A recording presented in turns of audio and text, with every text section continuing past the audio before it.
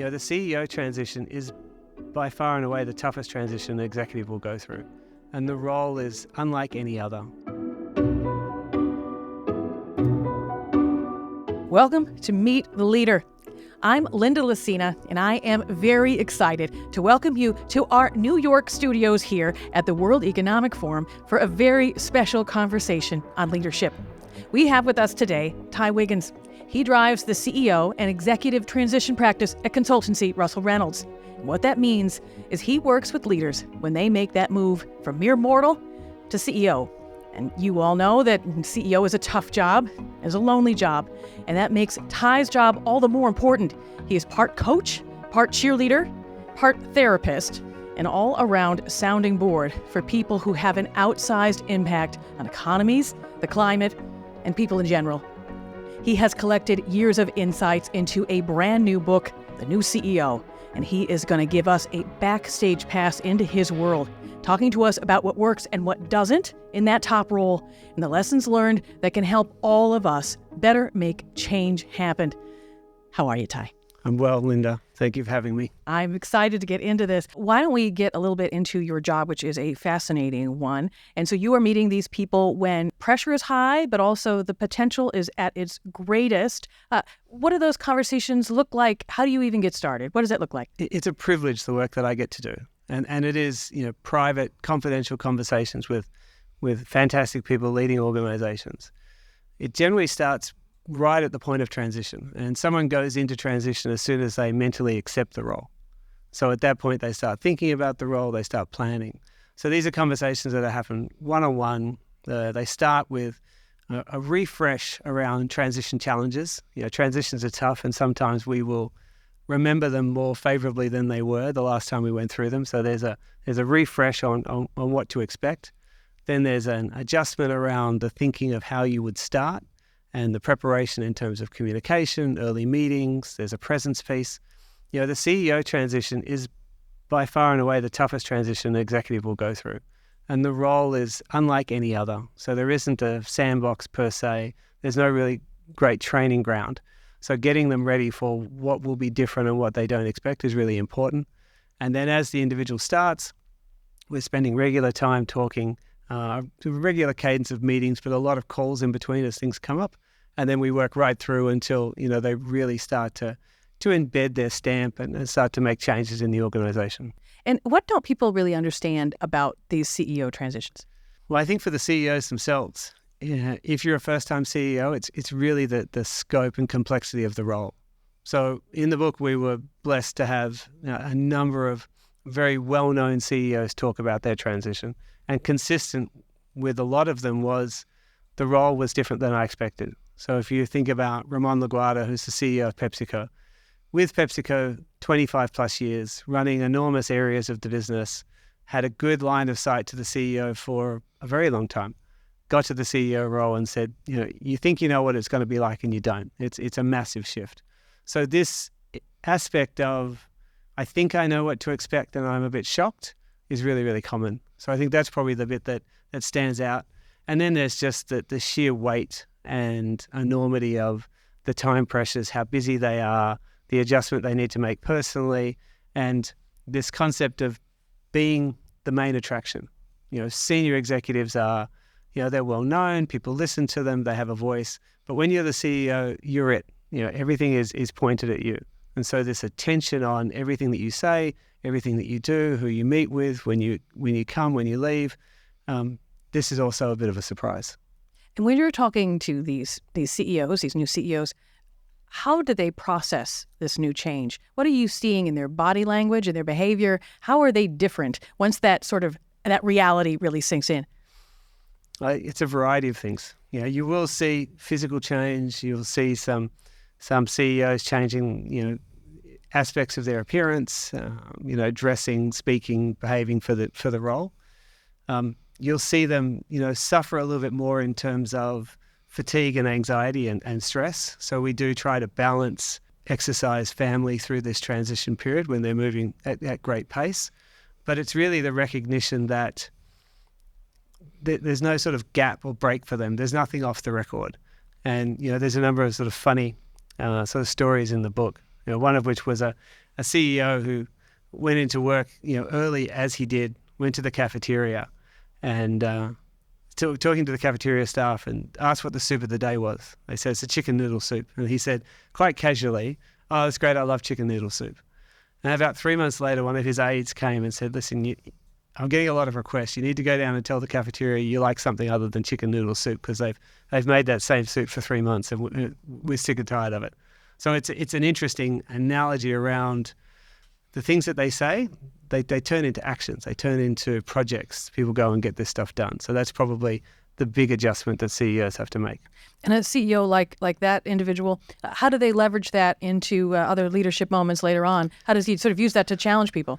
Well, I mean, in this case, it was great. He went back down to the cafeteria to address the recent glut of chicken noodle soup and make a bit of a joke about it. But what he did do was use it with his executive team and the layer of leaders below.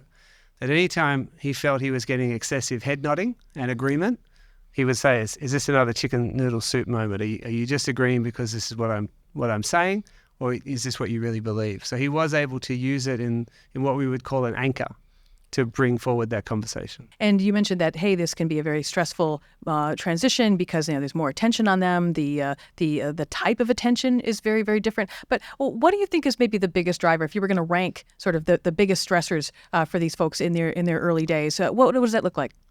I think it's the scope and the responsibility. Any transition, whether you're a CEO or not, you tend to be moving from a situation where you are performing well. You've got a good network, you know how to do your role. This is one of the reasons you get the new role, is that you're doing well. And you do almost have to start again. So at the time when they're under the most pressure to make decisions, to be, directional and visionary, they're sort of the most wobbly because they've just stepped into that role. So I think the toughest aspect of the CEO transition is, and it's something that comes up with everyone I work with, is finding this balance between listening and learning and acting. So they want to do stuff. These are people that they're used to getting things done. This is part of their mantle usually. So now they have to actually learn, listen, understand before they act. But they have this internal drive and sometimes an external drive to quickly deliver. Anybody who is promoted into a leadership role, they have to make a shift because, as you said, what got you into the role is not what's going to help you keep this one. And what is maybe the biggest shift for them in trying to get things done? How do they have to approach that in a new way in the top role? So this is a classic case of getting things done through other people. A lot of the change when people come from C-suite, especially, and if we think about, a common role would be the COO role. These are people that run around the organization absolutely executing and getting things done. They're rolling up their sleeves, they're involved, they can be, pushy to a point. When they become CEO, they now have to get that work done through other people. The CEO dipping into the operational component can be quite a challenge. And this is one of the areas where boards express early concern. And I hear this quite a lot, which is our CEO is acting like a COO. She is in the operations, in the execution, in the work. And we're worried that they're not looking at the business at the right level. Only the CEO can really have that perspective of the business longer term.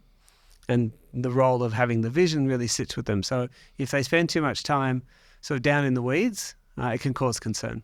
And in those moments, what do you say to them? Like, how do those conversations work? So a lot of times it's feedback that I get. So one of my processes is to do stakeholder feedback really early in the piece so that we can understand how the CEO has landed and to build a scorecard per se of transition success. And in that, I'll often hear some of this information.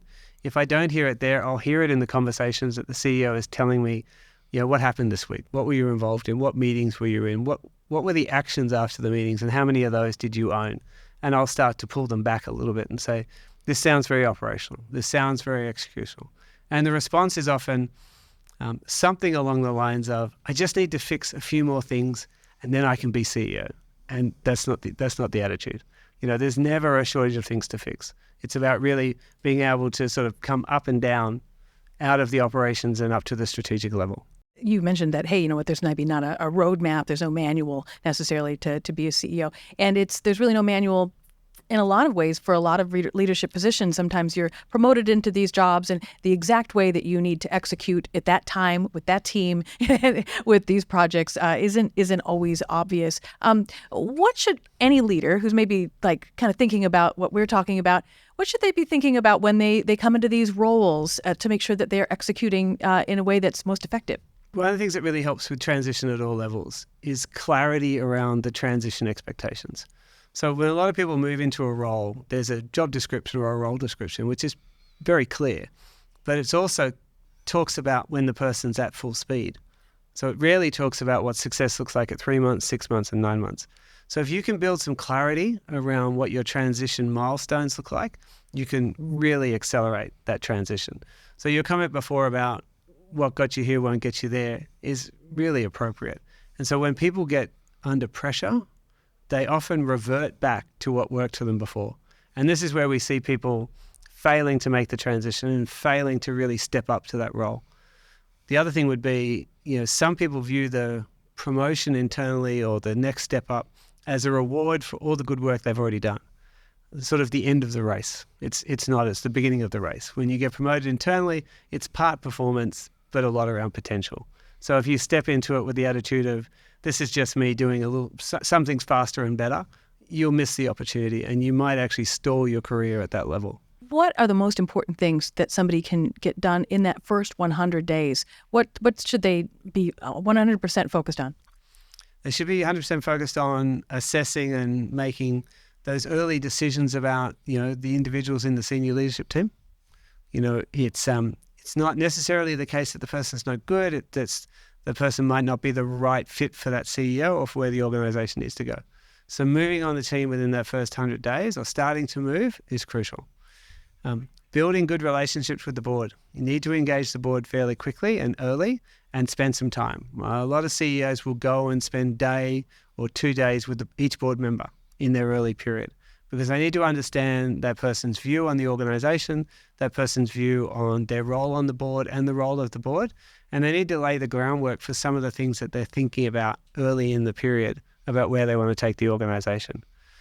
The next would be really trying to understand the culture. You're not going to shift the culture in that period, of course, but you need to get a good read on the culture. And you need to, as CEO, be really careful about where you get your information. Because as I said before, a lot of people are telling you yes.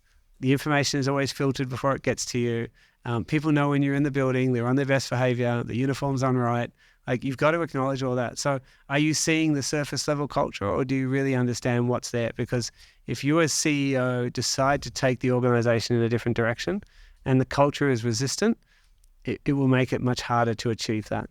And what is the biggest mistake that either a CEO or any kind of leader can make in those first 100 days?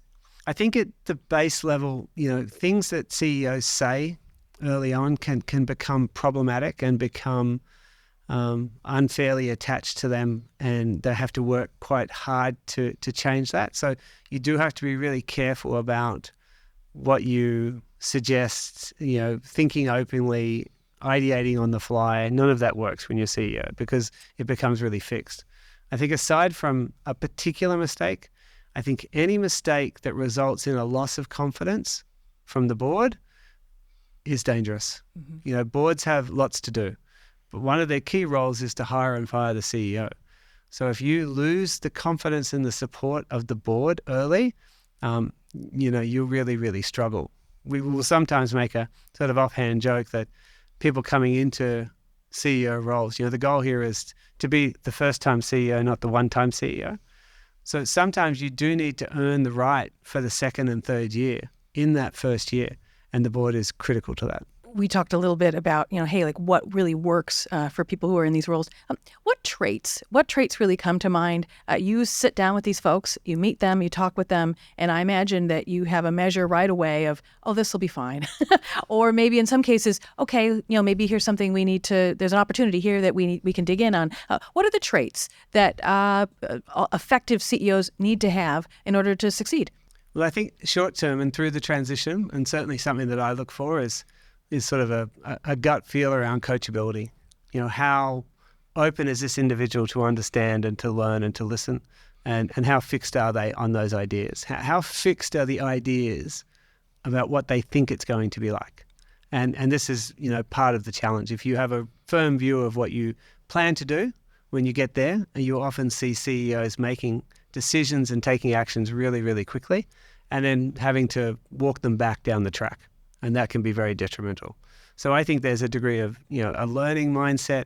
It's a bit of humility as well. Like, it's a humbling time to be CEO as a first-time CEO or stepping into a new CEO role, where you don't have all the context and the information.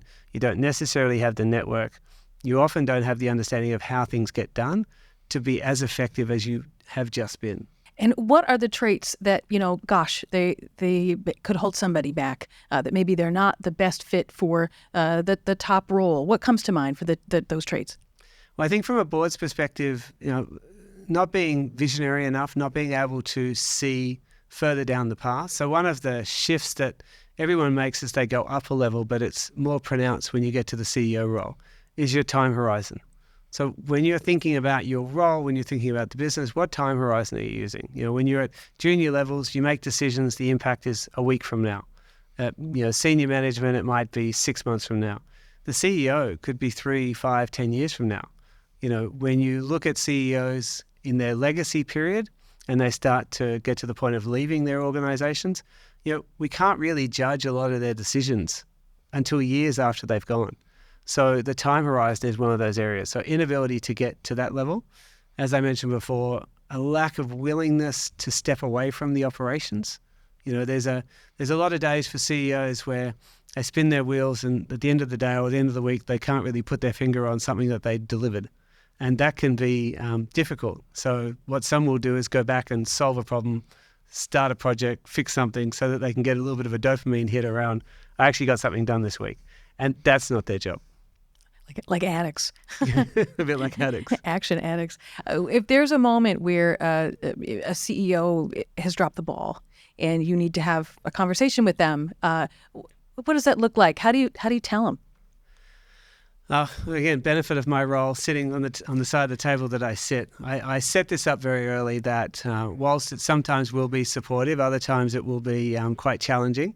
And if I think that they've missed the mark or that they've made a mistake, I'll be very quick to tell them. So if I give you an example, I worked with a CEO for about the last year, and he was really dragging his heels on his senior leadership team. And so I was able to bring research to the table. I kept pointing it out. And at one point I said, listen, I think you're now an outlier to be in the role as long as you have been, to have not made a change. And you've already identified that some of the people you don't think are exactly the right fit for you. I think you need to do something. And fortunately, he did something that week in terms of communicating to the board, because the board were just about to come and say, we've red flagged 2 of your team and we're worried that you haven't identified it. So I will introduce it. And that's part of the advisory piece. Part of my role is to see ahead and to say, listen, CEOs at this point in the transition are talking about this and you're not. Let's talk about it. And in that particular moment, how did that leader react? And how did you how did that person react? He was fine. I mean, he didn't love it, but he recognized that where he was dragging his heels and why he was dragging his heels was starting to affect the performance of the organization and particularly his performance. Mm-hmm. And so what started out as a gentle nudge became quite a hard poke in the side. You now need to get moving on this. You mentioned that people are open to feedback, but even when people are open to feedback, they still have an idea of what they wanted to do, and they may be impatient to get it done, and they might still need a recalibration. So how do you sort of help those folks still sort of realize that you need to make a little tweak here? How do they make that shift in that mindset shift? In a lot of cases, I'll use blinded stories from other clients and other people I've worked with. So if I want to shift an individual's thinking around something, I can come straight out and say, listen, this is what I know and this is what I think and this is what you're doing and this is what I think you should do. Or I can say, let me talk to you about 2 other CEOs that were in similar stages in different spaces. And here's what they did and how it worked out. So if I think about another example, I had a CEO who was dead set on making changes to her team within the first 2 weeks. And I said, it's great to go fast, and we talk about that in the book. You need to go fast, but this is fast. You're an outlier on the wrong end of the scale. What's the loss if you wait an extra week or 2? And I continued to push. And I was able to use the example of another CEO who really lost momentum by making a structural announcement too early. When the organization responded with, how do you know? You haven't been here long enough. You haven't taken the time. You've clearly made this up before you've decided this before you got here. And it took a long time to reverse that. So I was able to both use the experience I've had, the research that I've got, and other people's experiences to say, just wait. And she did wait, and things shifted significantly. So it was a really good decision to wait. She went at 6 weeks, which is still fantastic in terms of speed, but she didn't have to unwind it. She didn't have to back any of it out.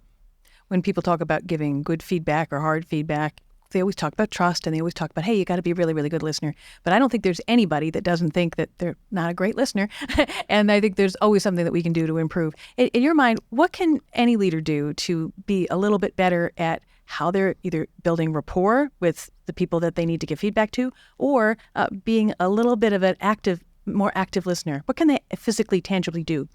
I think there's a number of things. I encourage a lot of the people I work with to take physical notes, to go back to taking physical notes, because it slows them down, it slows their response, it helps them to process.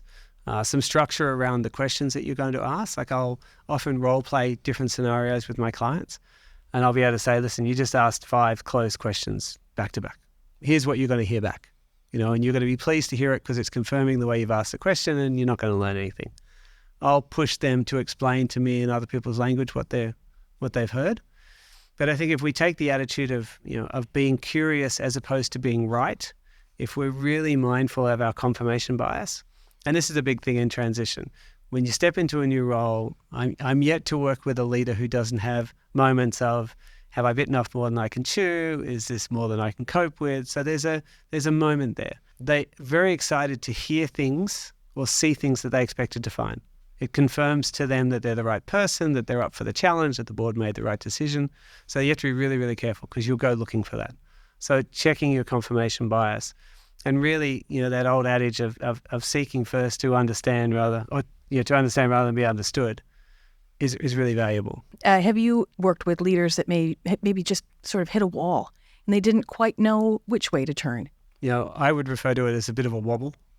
And there's a good story in the book. Alan Beecham, who's the CEO of Toll, talked about at 6 months when they thought that the environment, the economy was going to change, realized that it was just more uphill, started to really second guess, have I got the right strategy in place? Have I got the right team? Had a good conversation with the chair, which is another sort of key relationship for the CEO, and expressed the concerns that he had. And the chair was able to say, listen, that your thinking is spot on, your assumptions are valid, you need to trust your gut, you need to keep going. So it happens a lot. And this is why it's important for a lot of CEOs to have some external support, because they quickly realize that this type of discussion, the I don't quite know what I'm doing here discussion, is not a comfortable one to have with the chair or the board or your executive team. So where are you having those conversations? So all CEOs and senior leaders should have an external network of people that they can talk to. And when you talk about that network of people that they can talk to, one of the things that you mentioned in the book is that it's important that you have people that can challenge you in a constructive way. Tell me about that, because I think sometimes people think about people challenging them and they think, whoa, wait a minute, what does that mean? Why is that helpful? And what does it actually look like? We sort of make the joke in the book that when you become CEO, your jokes are funnier, your stories are more interesting, people will agree with you, you'll hear yes to a lot of things that you want to hear yes to. You can also move around the organization and get involved in any part of it. No one's really going to tell you no. So true, honest feedback becomes harder and harder to get. So it is really important to have people around that not only think differently, have a different breadth of experience, and who are comfortable to say, I think you did that wrong. And that's a key part of a role like mine. If I am not comfortable to say, I think you really messed up on that case, then I'm missing the opportunity to really help. And so I always find, and the people that I know that work in this space, we need to be quite comfortable to be sacked. Because if we're not, then we're not actually giving the right level of advice. And again, the people that I get to work with, they don't always love it, but they love that they're getting it. So sometimes people take feedback in different ways. So if you have somebody who's challenging on your team, challenging your idea, what is a way for leaders to make sure that they are using that they're using the difficulty in a way that is helping them, the team, the company, and all the rest of that. CEOs especially have to be really in control of their responses. So if you have someone in your team who's challenging, you need to make sure it's a positive situation.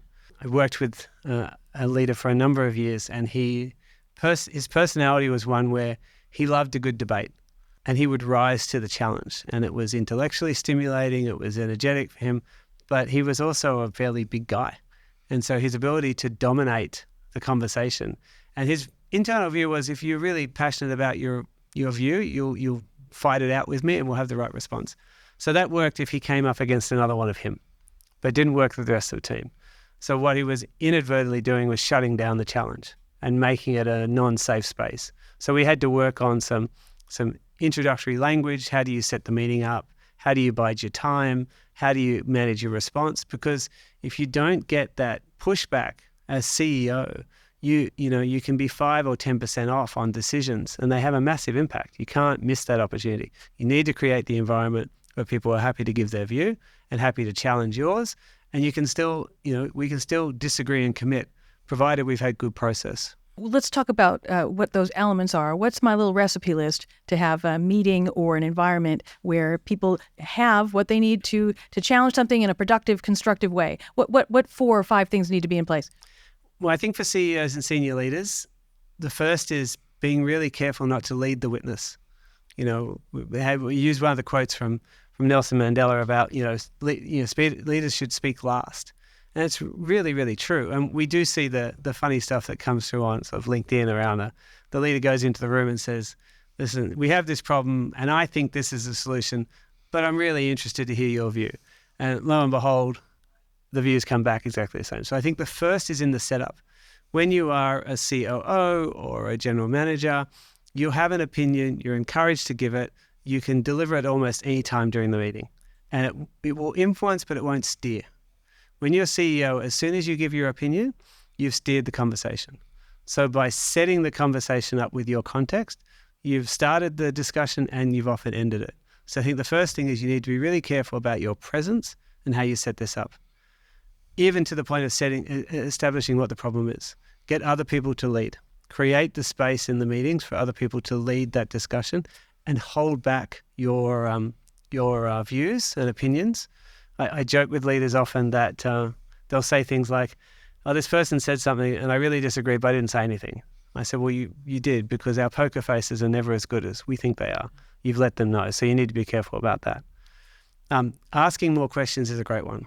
So if the person says something and you disagree, before disagree, ask another question. Can you elaborate? Can you expand? Can you explain this a little bit more? Take some notes, digest, let the person finish. These are some of the tactics that leaders will change and use to make sure that they're getting the information out before they give their view. One of the things, too, you were talking about in the book, you have an example from Hans Vestberg, right? He's the CEO of Verizon, who has been on Meet the Leader. And one of the things he talked about was a boss contract. Tell me a little bit about what a boss contract is and why it's so important. How can it be useful? So the boss contract that Hans uses with his executive team is, it's a contract where the individual gets to set out where their skills are, what their capabilities are, what their key focuses are, what their deliverables will be, and importantly, how they're going to measure their success.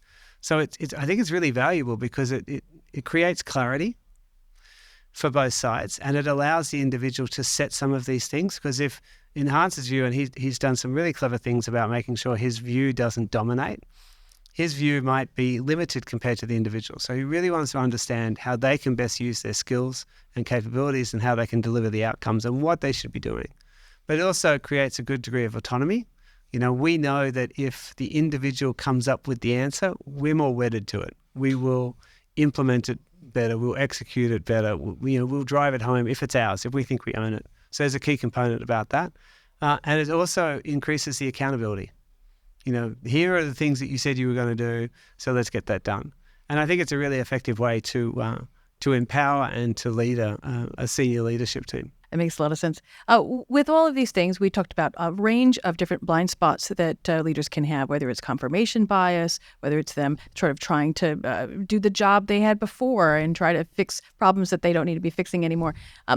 What is a way that a leader can sort of check themselves and make sure that they are identifying their own blind spots? Eventually, hopefully they have a long career as a leader and they'll have to be checking this all around. What should they be asking themselves in your mind to make sure that they can identify that they have a blind spot? Well, blind spots are called that for a reason. So it is quite hard to uncover them in isolation. So this is where the external network comes in. This is where feedback either from the executive team or from the board is quite helpful. Asking questions in terms of, what is, I'll give you a good example. Leaders that go into meetings and come out without great outcomes. One of the things I'll tell them is before you go into the meeting, write down what you think the other person's agenda is. What does success look like for the other people in the room? And that alone shifts their perspective a little bit to, okay, well, I actually think they want to know this or they want to understand that. So that can sometimes shift their view, especially if this is the sixth meeting of the morning and they're bouncing from meeting to meeting. So there are some aspects like that. But I think the blind spot spotting is really best done by people external. And this is why it's so important to have people outside. And if you are coming from a senior executive role into the CEO role, then one of the networks you need to build really quickly is other CEOs. Because if you're a CFO, for example, you have a great network of CFOs, which will be helpful. But now you need to quickly build a network of CEOs, people that have shared that experience and shared that understanding to help you. Well, when we started this chat, you said, hey, it's a privilege to do your role. But you also say in the book that it's a privilege in general to lead. Can you talk a little bit about that privilege aspect? Because I think it's really, really important. I think it can probably also help people as they navigate through tough situations. Being CEO, being any senior leader, I think is a privilege, is not a right. Yes, you've earned the opportunity to do it, but if you forget why you're there and who you're there and this concept of servant leadership and that you're here to serve, not be served, I think it's really, really important. And again, the people that I get to work with, and it's probably a factor of a number of factors, have the humility around this. So when you ask them, what's the best bit about being CEO and what's the worst bit? You'll often hear the same response. It's the responsibility. I wanted the responsibility to make change. I wanted the responsibility to drive the organization. And I wanted the responsibility to make decisions. But what's hard is the responsibility. Another example I use in the book, which was quite interesting, was I worked with what I'd call a reluctant CEO. And he promoted into the role, wasn't really looking to do that. It was an unfortunate circumstance. And so he was reluctant. And we were having this discussion as we started to talk about the responsibilities of the role. And I said, you know you're responsible for, and he finished my sentence. He said, I know, 120,000 people. I said, no, you're responsible for 120,000 families. I said, it stretches more than that. You can't be on the fence here. You need to commit. You're the right person for the role. You need to get this done. But you can't shy away from this. This is not lighthearted. So the best bit and the worst bit often is the responsibility. So really acknowledging that and staying humble through that, I think is crucial. Mm-hmm. Anybody who is listening or watching this conversation, how can that reminder help them as they are helping a team maybe through a rough patch? Maybe there's something that's just not sort of coming together quite yet. They need a little bit more patience, a little bit more elbow grease. How can that reminder of this is a privilege, how can that help them? When some CEOs are going through what I call the crash, which happens at various levels and various amounts for most people, one of the things I'll often suggest is for them to get out of their office and back into the field, the depots, the factories, the regions. Go back out and sit with people and see the impact that your decisions have. See the passion that the people have for the roles. Remember who you're here serving and who you're working for. And that will often ground them out of this particular issue, which is causing them a level of stress and anxiety, or that they don't have an answer for. And so that the sort of regrounding yourself as to why you're doing this and what's really important can really help when it gets tough. And at some point it gets tough. Early on, there'll be a challenge. There always is. Tell me a little bit more about the crash. How do you know you're getting into it, and what is it? You know you're getting into it when you start to really second guess a lot of the things that you thought coming in, a lot of the things that you thought in the first couple of months or weeks, and your own skill set and ability. And you start to unpick some of the things that you were fairly comfortable with. So an example of the crash would be Somebody goes through the process to make changes to the senior leadership team. They get to month 6, 7, 8. They've got the right sort of people in place. And now they start to second guess if they've got the right team. Why are we doing this? You've gone through this process. Let's think about what's really going on here. Moments of lack of confidence or a significant challenge. I've worked with CEOs that got to sort of 4 months and something significant happened, either legally or with the government or with the economy, that meant that what they thought they were going to be doing for the next 6 months, they can no longer do. And so that can knock their confidence as well, because they go from a particular situation to another. Mark Bitzer, who's the CEO of Whirlpool, was really good with this in the book, super humble, kept saying, I know that company feels like mine, but I'm just a salaried employee. And no CEO is bigger than the board, no CEO is bigger than the organization. And he was very fixed on, my job is to leave the organization in a much better state for the next individual. In fact, when he got the role, he wrote not quite a manifesto, but certainly a detailed document, which he called Whirlpool 8.0, to reference the fact that he was the 8th CEO. And a lot of that talked about what happens when he's finished, not so much what am I going to do when I get into the chair. I want to talk a little bit about your background. You got started in the very beginning as you were a basketball coach, professional basketball coach. How much does that, I noticed that in my experience, a lot of athletes are very open to coaching because that's just how that is as an athlete. That's how you perform. Does that help you or hurt you in talking to CEOs? I think it's a significant help. I loved the role of coaching. I quickly learned that I was a much better coach than I was player. And I think that sort of, sits well in how I sort of structure my work now. The clients that I work with run much bigger organizations and roles than I've had. My ability to transfer a lot of the information that I learned from others into the new CEOs, I think is key. But the aspect of coaching that I loved was the communication component. So, communication is one of those things that you're never fully done with. It's a continuing sort of skill set. And I think being able to communicate in a way that really resonates with the individuals is really key.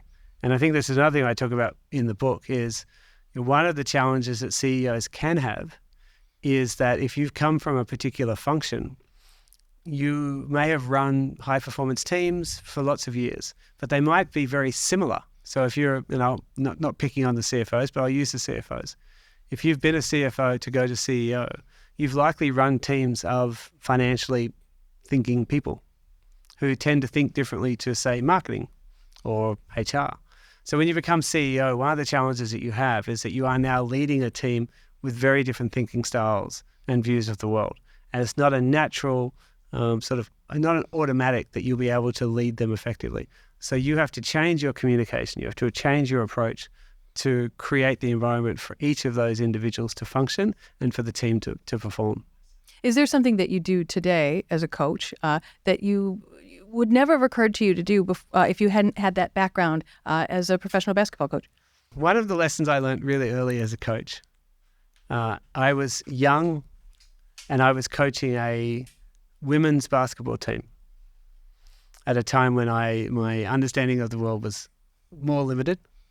And I learned some really good lessons around how to motivate, how to communicate, how to influence. And where my other experience were with men's teams, it was easier to have one style that generated a result across 80% of the players. With the women's team, it was very different. And I had to tailor it to each individual player. And that was a lesson that has stayed with me ever since. You just cannot have a one-size-fits-all. I met with a CEO last week, and I was trying to explain this, and he was arguing the point. And he has 2 daughters. I said, so with your daughters, do you parent them the same? He said, oh no, they're totally different. I said, but same parents, same upbringing, different approach? He said, yeah. I said, it's the same with your executive team. You can't take a one-size-fits-all. You have to adjust. Your power of communication is in the communication being understood, not in the fact that you've said it 3 or 4 times.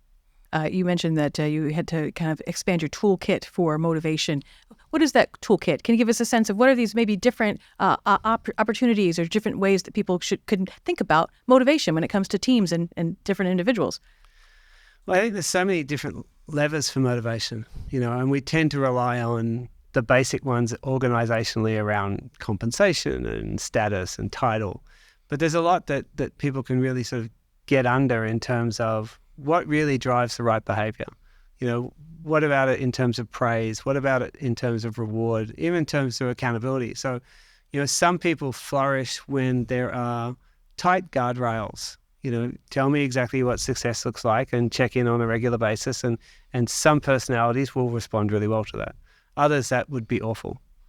So picking the right one is important.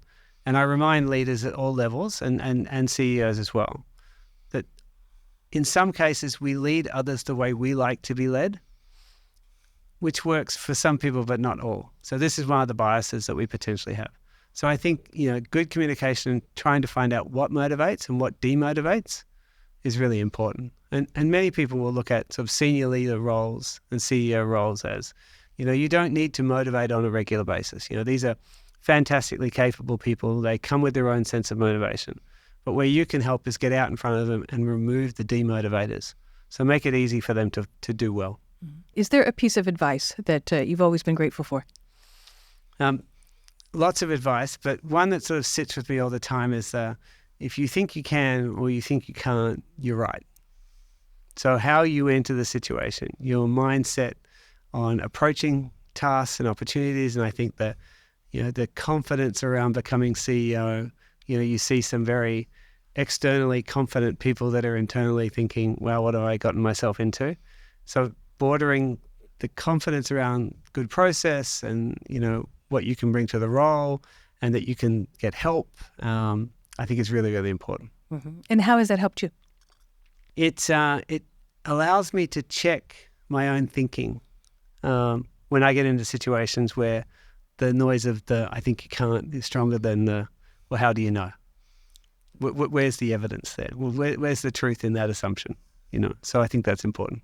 You were a CEO of a smaller organization, so not one of these big multinationals like some of the folks that you help with. And how has that sort of informed? What is the thing that you needed to learn that it was maybe the gap between you and the people you're coaching, and also what is the thing that you were able to bring that nobody else was able to bring to these experiences that you have when you're coaching these leaders?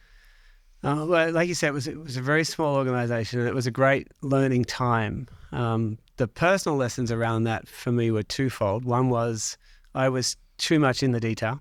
I wanted to get in and solve things, and I could, and that was part of the problem.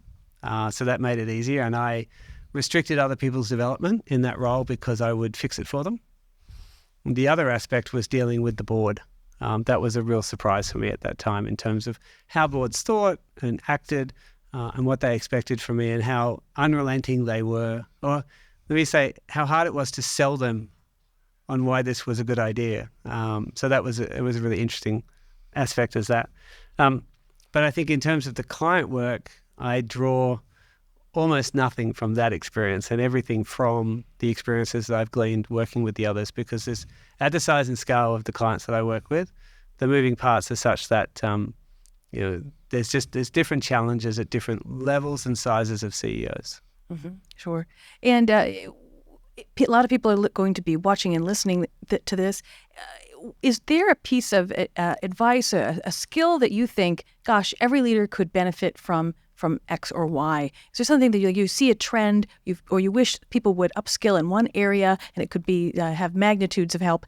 What's something that any leader could improve on right now? I think communication, as I mentioned before, is one of those, if you think you're done at that, that's a massive blind spot. This is something that you refine constantly. And so constantly learning, watching other people, assessing, being critical, having yourself recorded and sort of transcribed, I think is a great skill. So if you can communicate better and constantly improve that, that will make you a better leader across the board.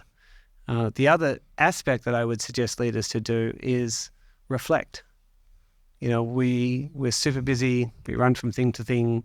Often the learning that leaders have through coaching or advisory is in part because they're forced to stop and reflect.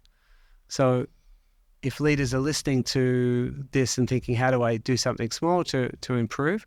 One would be to take some time each week to reflect on what's happened, what have you learned, how would you do that differently, what was the other person's impression, etc.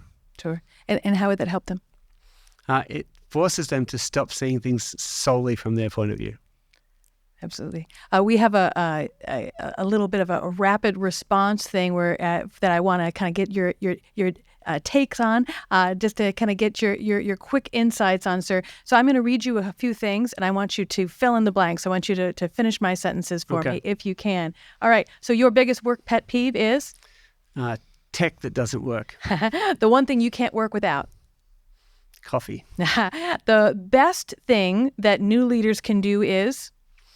Share their intent, because if you don't tell people why you're doing things, all they have to understand is what you've done, and they make their own narrative around it. All leaders forget? I think what the other person wants and needs at times. On your worst day, every leader must? Regulate their emotions. Perfect emails are always? Short. And the best meetings have this in common? An agenda and an idea of what success looks like. So we leave the room with did we actually do something? Yeah. Thank you. And thank you so much for coming to the New York office. We're excited to have you here at the World Economic Forum. This is one of many episodes to come of Meet the Leader. So thank you. And thanks so much to you for being part of this episode. I'm Linda Lucina again. And for more episodes of Meet the Leader, go to wef.ch/podcasts on our website.